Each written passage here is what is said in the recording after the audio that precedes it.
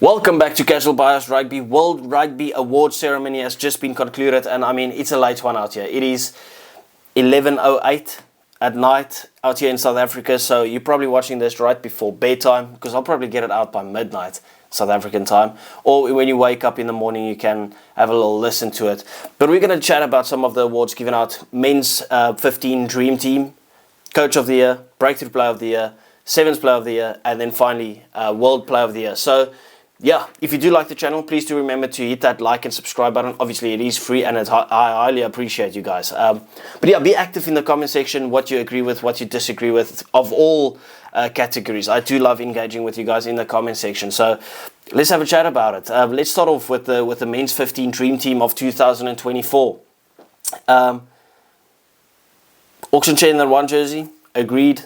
Malcolm Marx in that 2 jersey, no. No, are you kidding me? Bogi Manambi has been better than Malcolm Marx, just from a South African perspective, but that number 2 jersey is fixed on Cody Taylor, in my opinion. He's been so good. How he didn't get that, I don't know, but it feels like a bit of a robbery though, right? 3 jersey, Tyrell Lomax. I love Tyrell Lomax. I think he's absolutely class. In my opinion, I would have gone Frans Malherbe until he got injured, and then Tyrell Lomax took over. So yeah, I'm pretty happy with that. But Cody Taylor has to take that 2 jersey.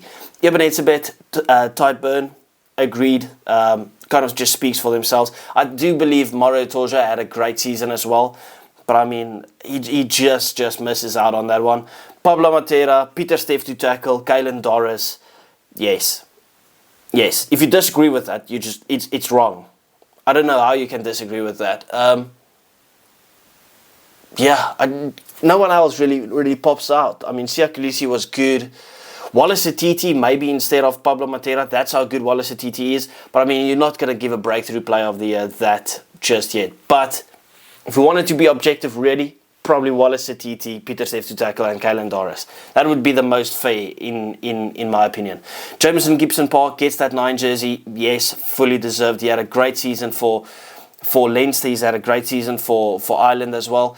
Now, I do know they don't take franchise rugby or club rugby into consideration, but I do believe they should to some extent, and he's been great for both. So yeah, he gets that 9 jersey. Damian McKenzie in that 10 jersey, no. Are you kidding me? The guy got dropped for Beauden Barrett. Not necessarily dropped, but they gave that 10 jersey back to Beauden Barrett, who's been great. Now, I'm not saying D-Mac is not a great player, but there's a standout 10 in my opinion, and that is Thomas Albornoz from Argentina. He should have got that 10 jersey. That's just my opinion. Like, people have been calling for D-Mac to not have that 10 jersey. You want to tell me he's got the World Player of the Year 10 jersey? Dream Team of the Year 10 jersey? No, he's got better. He's definitely gotten better. But yeah, I don't fully agree with that one. Anyway, centre combinations. Damien Dealinda and Jesse Creel. You know I love Damien Dealinda. I'm very biased. I do believe he's the best centre since Maanonu. And he's on par with Maanonu, in my opinion. Now, obviously, you can say that's very biased. But a very close second. And some people might even say he should have got it. Tommaso Menoncello, also from Italy. How good has he been? Even Brex, as the outside centre, he's also been class. Really class. But obviously, Damien Dealinda, I'm not going to cry about that or anything. I love Damien Dealinda, and obviously Jesse Creel, who's been very good. Since Jesse Creel's come back in, he deserves it fully. Going on into the back line, into the back 3, Cheslin Colby, obviously nominated as well, has to be there. James Lowe, he has been very good. He has been very good. I don't know. Who did I mention? I literally mentioned someone in my TikTok when I made this, and I've totally... Louis Beale-Barret. It's a shootout between James Lowe and Louis Beale-Barret for me on that left winger jersey, because Louis Beale-Barret has been very good. And I'm taking that club rugby into it as well, because he had a very good season with Bordeaux. Obviously, James Lowe has been class as well. But I'm going Louis Beale-Barret in that one. Fullback, Will Jordan. Now, the guy's been out literally the whole season. He played no Super Rugby. He came back in the middle of the Rugby Championship. No. Fullback, maybe Juan Cruz Malia. Maybe. No. I'm going with that guy, Tom Wright. He's been so good for Australia, and he's been good for the longest time. I'm going to give some love to the Wallabies and Joe Schmidt for the improvement that they've been doing this year. I know they got smashed by Scotland today, but Tom Wright, he's been so good. Yeah, I'm going Tom Wright. Could even throw in Furbank. But yeah, Tom Wright, in my opinion, he should be getting that 15 jersey. So let me know if you guys disagree with that. Obviously, Will Jordan has been good since he's come back, but he's just not played enough. Like, he's played a couple of games on the wing as well. So, no. Yeah. Coach of the Year, Jerome Darryl. I'm not even sure how to pronounce it. Obviously, you'll see the graphic out here. I'm not a fan of a Sevens coach getting it, especially since they didn't win the league or win the season, right? Because that went to Argentina.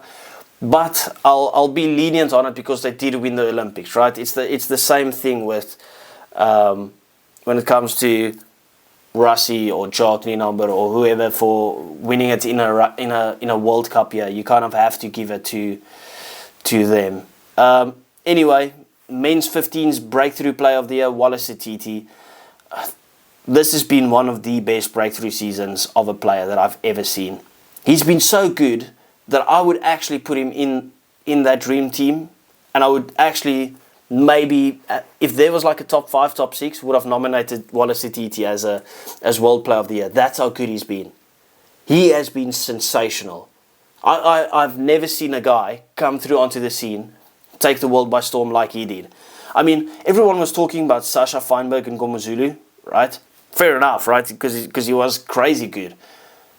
You haven't even thought about Sasha as a breakthrough player of the year because Wallace Atiti has just been that good. It is insane. He's been that good that it looks like Ori Savia has taken a back seat while Ori Savia hasn't even really played bad. It's just Wallace Atiti has just stood out that much. Insane. Insane. Well done, well deserved.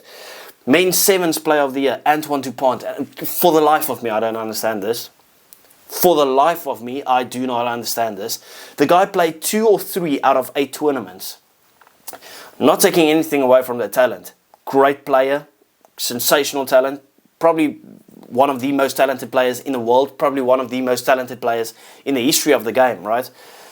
He's not going to get the credit necessarily from me because I'm heavy on the thing. He doesn't play outside of his continent. So, yeah, but he's a great player. He certainly helped France to get over the line in the Olympics and in the tournament that they won.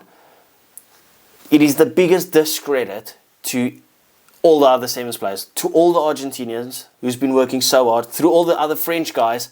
Literally, the guy that was nominated with him, that is from France, my bad, I can't remember the name off the top of my head, Aaron something. He should have won it, right? He should have won it, in my opinion. To give it to Antoine Dupont is a disgrace to the game, in my opinion. Like, good example, Pieter Steff. Antoine Dupont played off the bench, by the way, for most of the games. Pieter Steff came back into the Springboks team halfway through the year, halfway through the season, back for the Springboks last year, 2023. He had a great World Cup. Literally kind of won the World Cup for us. Pieter Steff to tackle, that's where the name came from. Absolutely brilliant. Now imagine if you won World Player of the Year and Adi Savea got snubbed, him or Etzebeth got snubbed last year because of his good World Cup or his good semi-final and final performances.